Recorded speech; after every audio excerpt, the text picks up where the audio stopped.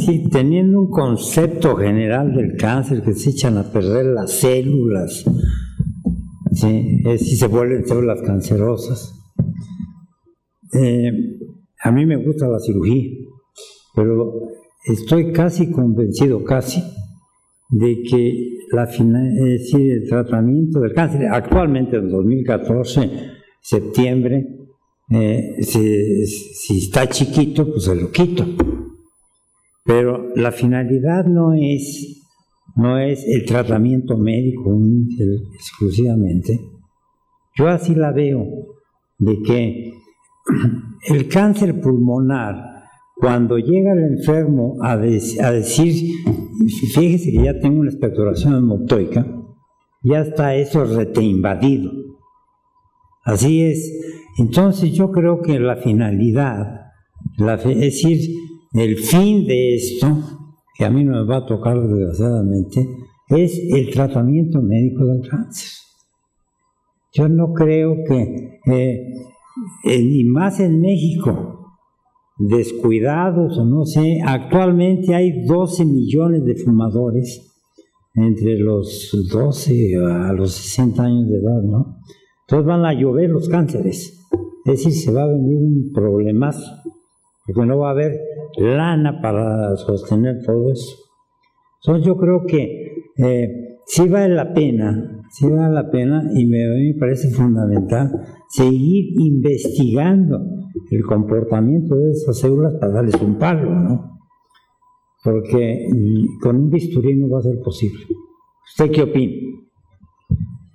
Bueno, ahorita en cáncer no nada más ha habido una evolución en los tratamientos oncológicos, que se habló ahorita de los biomarcadores, que es algo muy impresionante los resultados que se han dado últimamente, pero también las terapias inmunológicas. Las terapias inmunológicas no pudimos hablar de ellas por cuestión de tiempo, pero también son los tratamientos que vienen muy fuertes y vamos a estar hablando de ellos seguramente en años posteriores, que dan buenos resultados en etapas avanzadas. Ahora bien, como ya puso el doctor Villalba en su presentación inicial, obviamente lo que buscamos es detectar a los pacientes en etapas tempranas.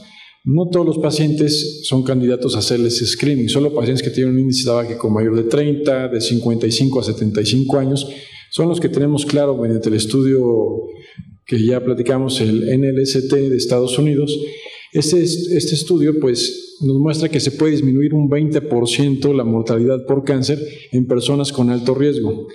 Entonces, aquí la cuestión es que vamos a tener nosotros en las consultas a esta población de riesgo, y hay que saber quiénes son los que los vamos a ofrecer a hacer screening con tomografía. El problema que hay ahorita con el screening con tomografía es que está dando una tasa muy alta de falsos positivos. Entonces tenemos que entender esto, porque en México, sobre todo, que es un país donde tenemos mucha tuberculosis, si esto pasó en Estados Unidos, vamos a tener todavía más falsos positivos. Entonces, hoy estamos intentando mejorar este screening. Se están haciendo estudios como el Nelson en Europa, que son para buscar análisis volumétricos, para ver si nos puede dar más información. Pero la idea finalmente es detectar el cáncer temprano. Y lo que hace el screening es detectarlo de forma temprana. Los tumores T1, T2 se incrementan de forma muy importante, y entonces se puede llegar a detectar y hacer cirugías curativas en más número de pacientes, pero realmente en Latinoamérica es algo que es controversial, porque se requiere tomografías que son caras, se requiere de que si detectamos un falso positivo, bueno, luego se hacen cirugías innecesarias, a veces procedimientos que puede ser el más benigno, otra tomografía en 3 meses, pero a veces les hace un PET que también es muy caro. Entonces todo esto conlleva lo que encontremos, lo que finalmente detectemos por screening, conlleva una conducta. Esa conducta todavía no la entendemos bien, pero sí buscamos pues detectarlo de forma más temprana, porque como dice, cuando ya hay manifestaciones clínicas, generalmente es porque ya la persona está en una etapa 3 o 4 de la enfermedad. Y solo son pocos, como vieron también en lo que presentó usted al principio. Es una tristeza que las etapas 1 y 2 son los menos. En población caucásica reportan que es hasta el 20%, pero lo que vemos en México, desgraciadamente, es muy, muy diferente, y la mayoría de los pacientes que llegan con nosotros son etapas ya muy avanzadas. Sí. Doctor Sullivan, yo lo que he vivido, eso sí lo tengo muy claro, que todo daño segundo daño, porque lo hemos demostrado en las ratas en el hospital, le hacemos un corte, una toracotomía, es decir, un daño.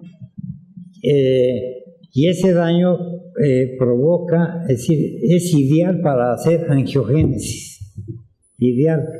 Entonces, y tener un cáncer, tener ese tipo de células es un daño, o el daño por el tabaco que provoca ese tipo de células que es un daño. Y se viene la angiogénesis,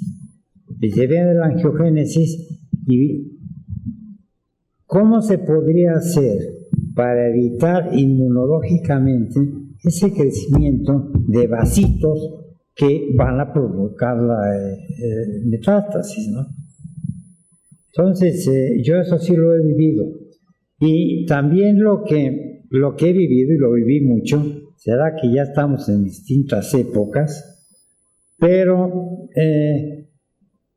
cuando un hilio, es decir, el hilio es de donde como si fuera una pera, y el rabo es el hilio, la arteria, el bronquio y la vena. Cuando viene una inflamación, que hay un cáncer, es decir, una cosa extraña, se produce tejido fibroso. Y entonces hacer la disección, doctor Íñiguez, de un hilio del enfermo que llega ya con su cáncer, que ya lo traía de cola, y que un día después de un Marlboro expectora sangre, que ya tiene una invasión, ya el hilio ya está tomado inmunológicamente también. Es decir, ya hay fibrosis y ya es muy difícil hacer la disección. Entonces, yo pasé una transparencia de 680 casos que vimos el seguro y nosotros, en que solamente 23 estaban en 1A. Esa es la realidad. Esa es la realidad mundial.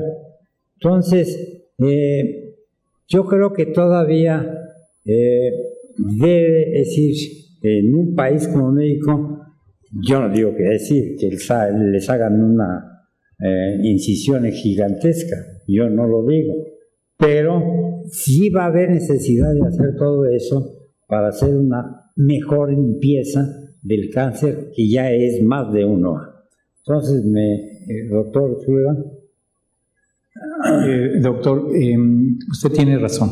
La respuesta inmune, sí, a veces el tumor puede bloquear o afectar la respuesta inmune, pero a veces también la reacción inflamatoria puede inducir el tumor.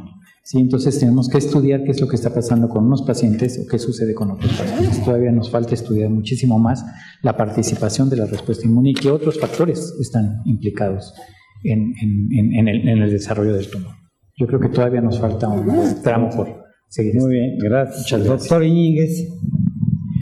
Sí, doctor, lo que vemos en la institución pública en general es diferente a lo que se ve en la institución privada. Es cierto que en el INER llegan estadios avanzados, incluso la mayoría fuera de manejo quirúrgico. Dentro de los considerados por manejo quirúrgico, se puede decir que la mitad son candidatos en términos generales, a mínima invasión. Pero en medicina privada, los pacientes llegan más temprano, porque la educación médica y el estado socioeconómico cultural general del paciente es diferente y llegan más temprano. Los médicos a los que acuden los refieren más temprano. Entonces, no se pasan meses, incluso años desde que alguien sospechó que tenía algo hasta que llega, ¿no? A veces llegan muriéndose. Entonces, yo creo que mucho es, por un lado, la prevención. Sabemos que el tabaquismo es factor etiológico, entonces todos tenemos que incidir en quitar el tabaquismo. Dos, como mencionó ya el doctor Alatorre, el cáncer se cura. No pensar que el cáncer pulmonar, ya tienes cáncer de pulmón y ya vete a tu casa a morir. El cáncer se cura, entonces hay que mandarlo con la gente que se dedica al manejo del cáncer. Y tres, seguir investigando, tanto en inmunología como en fármacos y en muchas cosas, ¿no?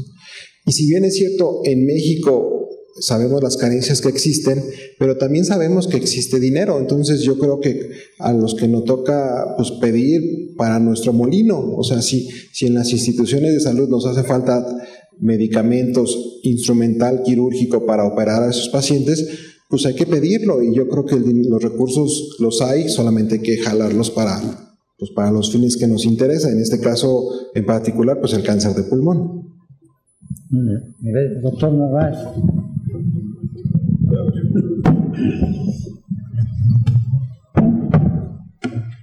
Gracias. Bueno, pues un comentario desde el punto de vista del médico clínico. Efectivamente, hay grandes diferencias en la promoción de la salud en nuestro país y pues los invitamos a ser promotores de la salud. Realmente luchar contra el tabaquismo es la base primordial. Todavía vemos muchos estudiantes de medicina fumando, vemos muchos médicos fumando. Hay que luchar contra el tabaquismo. No es una batalla perdida, de verdad. Creo que la promoción de la salud en cuanto a obesidad, ya se mencionó aquí, el tabaco, las adicciones en términos generales, nos va a ayudar a tener una mejor respuesta en un futuro.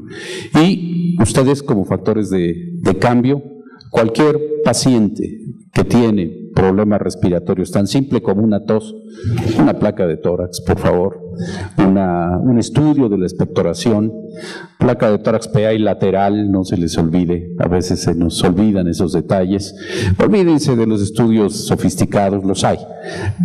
Especialistas o no habrá que pedirlos en su momento, pero una gran simple arma que tenemos es la TB de tórax PA y lateral.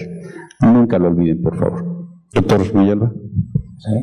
Bueno, pues gracias, doctor Narváez, gracias a toda la torre, doctor Íñiguez, doctor Sullivan, les agradezco mucho y espero que haya sido al auditorio de gran utilidad esta plática. Gracias.